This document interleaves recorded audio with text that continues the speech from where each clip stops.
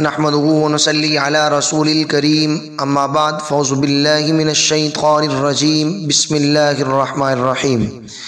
والمحصنات من النساء الا ما ملكت ایمانکم کتاب اللہ علیکم وحل لکم ما وراء ذلکم ان تبتغوا باموالکم محسنین غیر مسافحین صدق اللہ العظیم۔ الحمدللہ، آج ہم 5ویں پارے کا خلاصہ بیان کرنے جا رہے ہیں۔ چوتھے پارے کے آخر میں آپ نے محرمات عبدیہ یعنی وہ رشتے پڑھے جن سے انسان کبھی بھی نکاح نہیں کر سکتا، اور آج ان کے علاوہ اللہ تعالیٰ نے ان عورتوں کا ذکر کیا ہے جن سے آپ نکاح کر سکتے ہیں، اور 7 نکاح کی شرط بیان کی ہے۔ ایک تو جب آپ نکاح کریں تو اب حق مار ادا کریں، اور پھر اس نکاح سے مقصود پاک دامنی ہونی چاہیے، خواہشات نفسیانی کو پورا کرنا مقصود نہیں ہونا چاہیے، جن کو اللہ تعالیٰ نے یوں بیان کیا وَأُحِلَّ لَكُم مَّا وَرَاءَ ذَلِكُم، کہ ان محرمات عبدیہ کے علاوہ باقی جو ہیں وہ تمہارے لیے حلال کر دی گئی ہیں عورتیں۔ ان تبتغوا باموالکم، انہیں تم اپنے مالوں کے ساتھ تلاش کرو، یعنی کہ حق مار ادا کرو، اور مقصود محسنین اپنی زندگی کو پاکیزہ بنانا ہو، غیر مسافحین خواہشات نفسیانی کو پورا کرنا مقصود نہ ہو۔ پھر اس کے بعد سورۃ النساء کی آیت نمبر 34 اس کے اندر اللہ تعالیٰ نے اپنے گھر کے نظام کو درست رکھنے کے آداب سکھلائے ہیں۔ اللہ تعالیٰ نے ارشاد فرمایا الرجال قوامون علی النساء بما فضل اللہ بعضهم علی بعض، کہ اللہ تعالیٰ نے مردوں کو عورتوں کے اوپر فضیلت عطا کی ہے۔ مرد گھر کا سربراہ ہے، جس گھر کا کوئی سربراہ نہیں ہوتا اسے بہت ساری مشکلات کا سامنا کرنا پڑتا ہے، اور اللہ تعالیٰ نے اس سربراہی کی وجہ بھی بیان کر دی۔ اس کی وجہ کیا ہے؟ اللہ تعالیٰ فرماتے ہیں وَبِمَا أَنفَقُوا مِنْ أَمْوَالِهِمْ، کہ گھر کے اندر کیونکہ مرد حضرات اپنے مالوں سے خرچ کرتے ہیں، اسی وجہ سے اللہ تعالیٰ نے انہیں سربراہی عطا کی ہے۔ لیکن یاد رکھیں کہ اس سربراہی کا ناجائز فائدہ آپ نہیں اٹھا سکتے کہ آپ کہیں میں سربراہ ہوں اور عورت کے اوپر زیادتی کریں، نہیں، آپ زیادتی نہیں کر سکتے۔ اگر آپ زیادتی کرتے ہیں تو پھر عند اللہ آپ مجرم ہیں۔ اور پھر اس کے بعد اگلی آیات کے اندر دوسری ہدایات اللہ تعالیٰ نے گھر کے نظام کو بہتر بنانے کے لیے بیان فرمائی کہ عورت اگر نافرمان ہو جاتی ہے واللاتی تخافون نشوزہن، تو پھر ہمیں کیا کرنا چاہیے؟ سب سے پہلی ہدایت فاعظوہن، اسے واضح و نصیحت کریں کہ وہ اپنے راہ راست پر آ جائے، اور اگر پھر بھی وہ راہ راست پر نہیں آتی، واضح و نصیحت سے اس کے اوپر کوئی اثر نہیں پڑتا، تو دوسرا سٹیپ وَهْجُرُوهُنَّ فِي الْمَضَاجِعِ، کہ اپنے بستروں کو الگ کر لے، نفسیاتی سزا دیں اسے، بستروں کو الگ رکھیں، بول چل تھوڑا کم کر لیں تاکہ اسے احساس ہو۔ اگر پھر بھی اسے کوئی احساس نہیں ہوتا، یہ فرمایا وَضْرِبُوهُنَّ، پھر آپ اسے ماریں۔ لیکن یاد رکھیں مارنے کے اندر مفسرین نے کچھ شرائط بیان کی ہے کہ جب بھی ماریں عورت کو منہ کے اوپر نہ ماریں، اور ماریں تو تپڑ کا یا اس چیز کا نشان اس کے جسم پہ نہیں آنا چاہیے، اور مار کے اندر ایسی مار نہ ہو کہ اسے زخم یا اس کی ہڈی وغیرہ ٹوٹ جائے۔ اگر آپ ایسا کرتے ہیں تو یاد رکھیں عند اللہ مجرم ہے۔ ہوتا یہ ہے کہ گھر میں ہلکی سی کوئی بات ہوئی، نہ تو ہم پہلی ہدایت پہ عمل کرتے ہیں، نہ دوسری پہ، تیسری پہ آ جاتے ہیں مارنے پہ، وہ مار بھی زیادہ مارتے ہیں۔ تو یہ یاد رکھیں، اسی وجہ سے ہمارے گھر میں بجائے اس کے کہ مسائل ختم ہوں، دن بدن مسائل بڑھتے چلے جاتے ہیں۔ اور پھر اللہ کے پیغمبر نے، حضرت عائشہ رضی اللہ تعالیٰ عنہ سے مروی ہے، نبی کریم صلی اللہ علیہ وسلم نے پوری زندگی اپنی بیویوں میں سے کسی ایک بیوی کو بھی نہیں مارا، اور کبھی بچوں کو نہیں مارا، یعنی اللہ کے پیغمبر نے اپنی پوری زندگی پہلی 2 ہدایات پر تو عمل کیا، واضح و نصیحت اور بسترے کو الگ کیا، لیکن مارا نہیں ہے۔ تو حتی الامکان کوشش کریں کہ مارنے سے احتیاط کریں۔ ان آیات کو نبی کریم صلی اللہ علیہ وسلم کی اسوہ حسنہ کے ساتھ رکھ کے سمجھنے کی ضرورت ہے۔ تھوڑی سی بات ہوتی ہے ہم مار پٹائی کے اوپر آ جاتے ہیں، جس کا نتیجہ یہ نکلتا ہے کہ گھروں میں نفرتیں اور گھروں کے اندر ٹوٹ پھوٹ کے علاوہ اور کچھ پیدا نہیں ہوتا۔ اگر پھر آپ نے ہلکی پھلکی مار بھی مار لی پھر بھی اس کے اوپر کوئی اثر نہیں ہوا تو آگے اللہ تعالیٰ فرماتے ہیں وَإِنْ خِفْتُمْ شِقَاقَ بَيْنِهِمَا فَبَعَثُوا حَكَمًا مِّنْ أَهْلِهِ وَحَكَمًا مِّنْ أَهْلِهَا، کہ اب عورت کے جو گھر والے ہیں ان میں سے جو بزرگ بڑے ہیں اور آپ اپنے جو گھر والے ہیں شور کے گھر والے ان کے جو بزرگ ہیں ان کے سامنے بات رکھیں اور اس معاملے کے اندر ان حضرات کو ڈالیں جو صاحب الرائے ہیں، جو اس معاملے کو حل بھی کر سکتے ہو، تو انشاءاللہ بہتری آ جائے گی۔ ہم یہاں غلطی یہ کرتے ہیں، تھوڑی سی بات بنتی ہے تو جلد بازی میں فیصلہ کر لیتے ہیں اور پھر بعد میں ہوش آتی ہے کہ میرے سے کیا ہو گیا۔ اگر ہم قرآن کی ہدایات پر عمل کریں گے اور اس معاملے کو بڑوں سے حل کروائیں گے تو میں سمجھتا ہوں کہ ہمارے لیے بہتری ہوگی، کیونکہ اللہ تعالیٰ فرما رہے ہیں اِن یریدا اصلاحا یوفق اللہ، اگر تم اصلاح چاہتے ہو تو اللہ ضرور تمہاری موافقت کرے گا۔ پھر اس کے بعد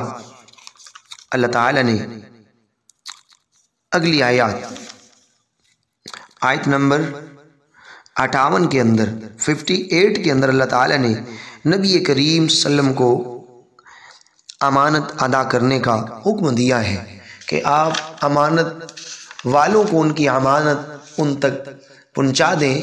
ان کو ادا کر دیں۔ اس کے الفاظ کچھ یوں ہیں ان اللہ یأمرکم ان تؤدوا الامانات الی اہلها واذا حکمتم بین الناس ان تحکموا بالعدل۔ اس آیت کا کچھ شان نزول اس طرح ہے کہ جب نبی کریم صلی اللہ علیہ وسلم مکہ میں تھے تو آپ صلی اللہ علیہ وسلم نے اس وقت ایک صاحب تھے جن کا نام عثمان ابن طلحہ تھا، وہ اس وقت اسلام نہیں لائے تھے، ان کے پاس خانہ کعبہ کی چابیاں تھیں، تو نبی کریم صلی اللہ علیہ وسلم نے ان سے ایک مرتبہ چابی مانگی تو انہوں نے چابی دینے سے انکار کر دیا۔ تو اللہ کے حبیب پیغمبر سیدنا محمد صلی اللہ علیہ وسلم نے فرمایا کہ اے عثمان ابن طلحہ، ایک وقت آئے گا کہ تو خود چل کے آئے گا، مجھے چابی دے گا، پھر میں جسے چاہوں گا اسے دے دوں گا۔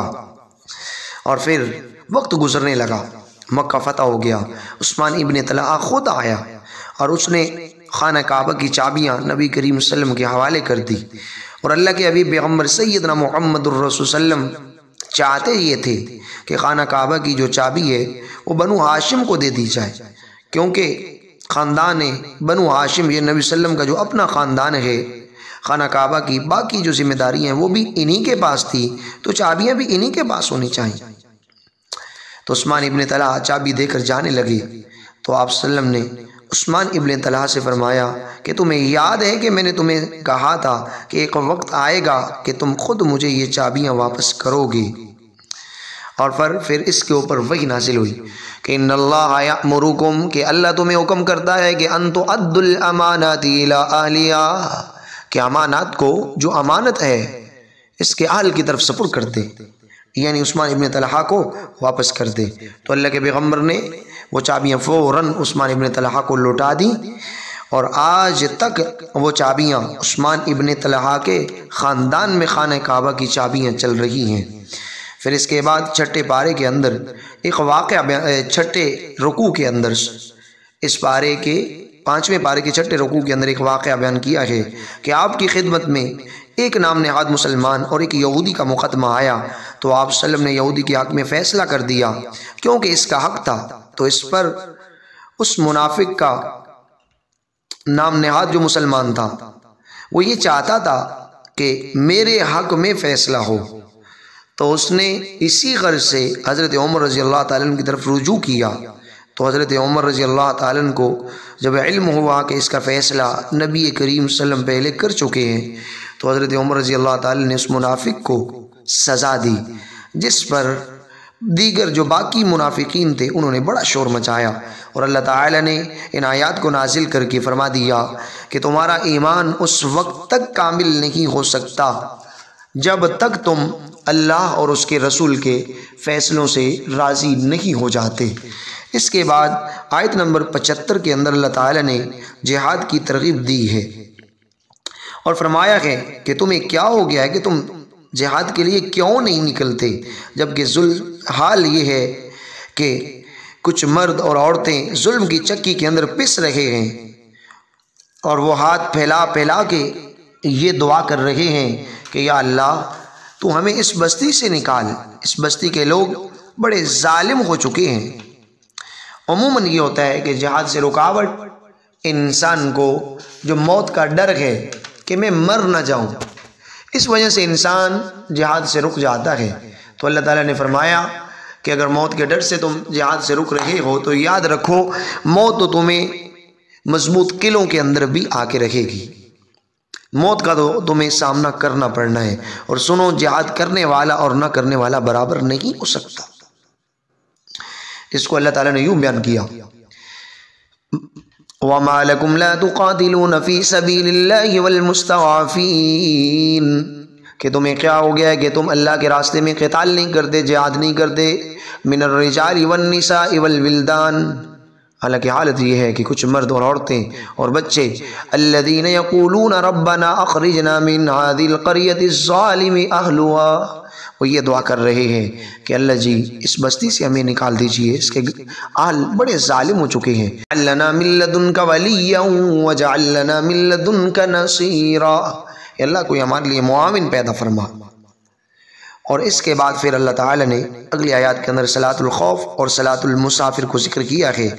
کہ جب تم زمین میں سفر کرو تو ایسی صورت میں تمہیں چاہیے کہ تم قصر نماز پڑھو۔ سفر کی جو مسافت ہے ہمیں حدیث سے معلوم ہوتی ہے، وہ یہ ہے کہ انسان 48 میل 48 یعنی 48 میل یعنی 77 کلومیٹر 77 کلومیٹر اگر جانے کا اپنے شہر سے باہر سفر کرنے کا ارادہ رکھتا ہے تو ایسی صورت میں انسان کو قصر نماز پڑھنی چاہیے، یعنی 4 رکعت والی نماز کو 2 رکعت کر کے ادا کرنا چاہیے۔ یہ اللہ تعالیٰ نے ہمیں قصر کا حکم سورۃ النساء کے اندر دیا ہے۔ آگے سورۃ النساء کی آیت نمبر 116 میں اللہ تعالیٰ نے ایک اصول بیان فرمایا ہے کہ مشرک کی بخشش نہیں ہے۔ اگر انسان شرک کرتا کرتا اس دنیا سے گزر گیا تو یاد رکھو کہ اس کی اللہ فرماتے ہیں کوئی بخشش نہیں ہے، اس لیے ہمیں شرک نہیں کرنا چاہیے۔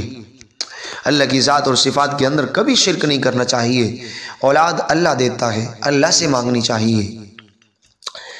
زندگی اور موت دینے والی ذات اللہ کی ہے، رزق دینے والی ذات اللہ کی ہے، تو ہمیں بہرحال شرک نہیں کرنا چاہیے، منت منوتی صرف اللہ کے نام ماننی چاہیے۔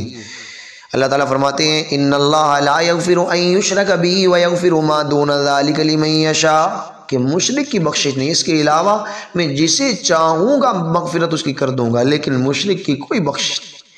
وَمَن يُشْرِكْ بِاللَّهِ فَقَدْ ضَلَّ ضَلَالًا بَعِيدًا، کیونکہ شرک کرنے والا دور کی گمراہی میں ہے۔ پھر اس کے بعد اللہ تعالیٰ نے سورۃ النساء کی آیت نمبر 136 کے اندر بیان فرمایا ہے کہ کن کن چیزوں کے اوپر ہمیں ایمان لے آنا چاہیے، کون کون چیزیں ایسی ہیں جو ایمان لانے کے لیے ضروری ہیں۔ نے پڑھا ہوگا ایمان مفصل کے اندر آمنت باللہ وملائکتی وکتبی ورسلی والیوم الآخر، آپ کے دل میں یہ بات آتی ہوگی کہ اس کا ذکر قرآن و حدیث میں کہیں آتا بھی ہے یا ان مولویوں نے اپنی طرف سے اس کو بنا لیا ہے۔ اسی ترتیب سے اللہ تعالیٰ نے ان 5 چیزوں کو اس سورۃ النساء کی آیت نمبر 136 کے اندر بیان کیا ہے کہ ایمان لانے کے لیے یہ ضروری ہے۔ اگر ان میں سے ایک چیز کے اوپر بھی آپ ایمان نہیں لے آئیں گے تو آپ ایمان والے مومن نہیں بن سکتے۔ وَمَن يَكْفُرْ بِاللَّهِ، جو اللہ کا انکار کرتا ہے یعنی اللہ کے اوپر ایمان نہیں لے آتا، وَمَلَائِكَتِهِ، اور فرشتوں کے اوپر نہیں ایمان لے آتا، یعنی اللہ اور اس کے فرشتوں کے اوپر ایمان لانا ضروری ہے، وَكُتُبِهِ، اور اس کی کتابوں کے اوپر ایمان لانا بھی ضروری ہے، وَرُسُلِهِ، اور اس کے رسولوں کے اوپر ایمان لانا ضروری ہے، وَالْيَوْمِ الْآخِرِ، اور آخرت کے دن پر ایمان لانا ضروری ہے، وَمَن يَكْفُرْ، اور جو ان چیزوں میں سے کسی ایک کا انکار کرتا ہے، فَقَدْ ضَلَّ ضَلَالًا بَعِيدًا، وہ دور کی گمراہی میں ہے۔ اور پھر اللہ تعالیٰ نے اس کے بعد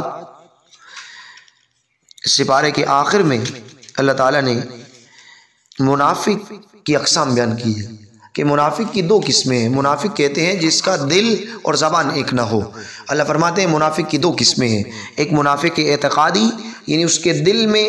کفر ہو اور اوپر سے ایمان کا دعویٰ کرے، اور ایک منافق عملی یعنی جو عمل کے اندر سست ہے، کبھی نماز پڑھ لی نہ پڑھی، روزہ رکھ لیا نہ رکھا، تو یاد رکھیں جو منافق اعتقادی تھے ان کے بارے میں اللہ تعالیٰ نے بذریعہ وحی نبی کریم صلی اللہ علیہ وسلم نے کو انفارم کر دیا تھا، مطلع کر دیا تھا۔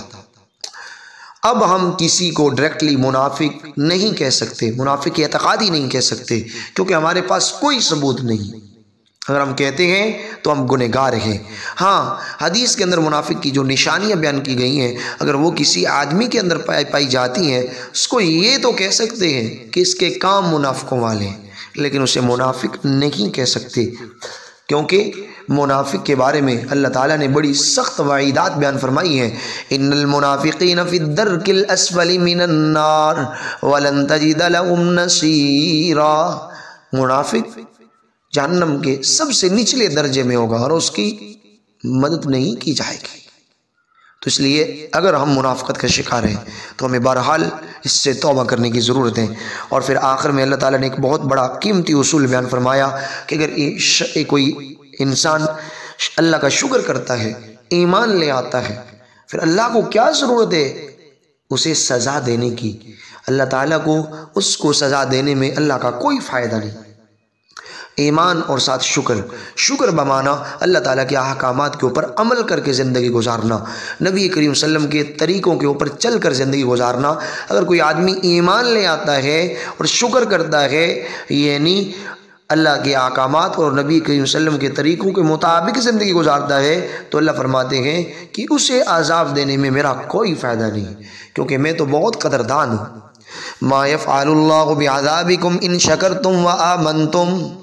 اللہ فرماتے ہیں کہ اگر کوئی آدمی شکر کرتا ہے، ایمان لے آتا ہے، اسے عذاب دینے میں مجھے کیا فائدہ، مجھے کیا ضرورت ہے اسے عذاب دینے کی۔ وَكَانَ اللَّهُ شَاكِرًا عَلِيمًا، اللہ کی حالت یہ ہے، اللہ تو خود بڑے قدردان ہیں۔ تو ہمیں چاہیے کہ ایک تو ہمارا ایمان ان چیزوں کے اوپر پختہ ہونا چاہیے، آمنت باللہ وملائکتہ وکتبہ ورسلہ والیوم الآخر، اور پھر اس کے ساتھ ساتھ ہمیں شکر گزار ہونا چاہیے، یعنی اللہ کے احکامات اور نبی صلی اللہ علیہ وسلم کے طریقوں کے مطابق زندگی بسر کرنی چاہیے۔ انہی مضامین کے ساتھ 5ویں پارے کا اختتام ہوتا ہے۔ اللہ سے دعا ہے کہ اللہ تعالیٰ قرآن کریم پڑھنے، سیکھنے، سمجھنے اور قرآن کریم کے اس پیغام کو دوسروں تک پہنچانے کی توفیق عطا فرمائے۔ آمین۔ وما علینا الا البلاغ۔